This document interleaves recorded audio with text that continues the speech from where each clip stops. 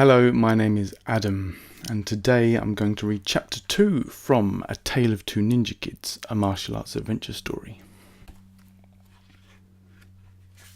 Chapter 2, Ninja Dreams. Mum, I really want to be a ninja. Martin, the other boy who lived in England, came into the kitchen dressed in his ninja uniform. He was throwing kicks and punches in the air and making noises with his voice. Ninjas are silent, dear. Well, how do you know that? Have you ever met one? Yep, I used to know one. What? Martin ran up to his mum, who was standing by the sink, and he grabbed her by the arm. What do you mean you used to know one? Why didn't you ever tell me? You never asked, dear, she said. I spent time living with one once in Japan when I went travelling. He gave me a place to stay, and in return I helped him build his dojo. Wow, did you ever do any training? No, dear, I wasn't very interested, to be honest. When I saw him training and training others, I never wanted to do it. Why not? Because it's so hard. It's so intense. It's a complete way of life. They teach you to ignore pain. Cool. Do you know the only way to train yourself to ignore pain? What? You have to experience lots of it. Martin kept jumping around the room and a letter came in through the letterbox.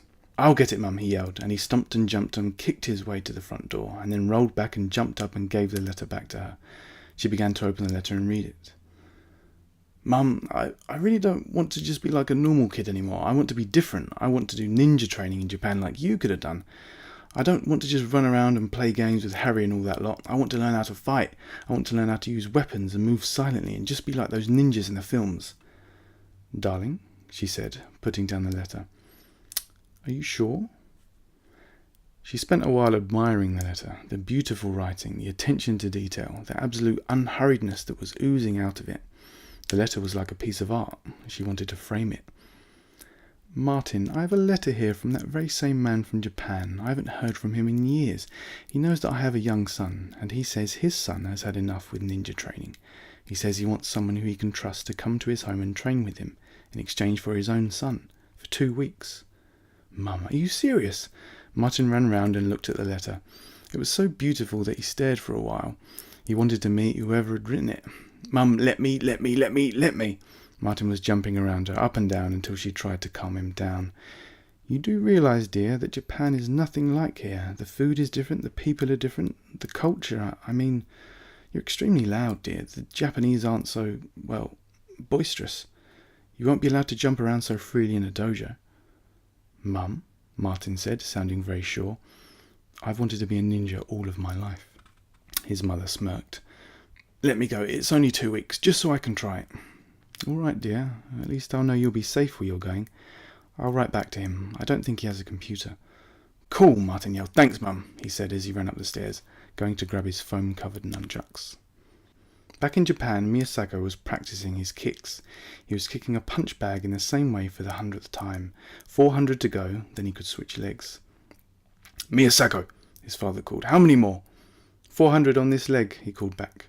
Well, finish on that leg, and then on the other leg, and then come and see me. Miyasako kept kicking painfully for what felt like hours. When he had finished, his legs were wobbly, and he made his way out of the dojo to see his father in his office. His father was sitting there, reading a letter. My son, you have been invited to go to England. An old friend who helped build this dojo is sending her son here, and she will take care of you for 2 weeks. You will need to go to school, but you will not need to do any training. You leave tomorrow. Go and pack your things. Miyasako bowed. The thought of no training made him feel light and relieved. Perhaps going to a different country would not be so bad if it meant a good rest. With his aching, wobbly legs, he felt a deep sense of gratitude and excitement for the upcoming break from training that was now on the horizon, and he staggered slowly out of his father's office with a very slight smile on his face.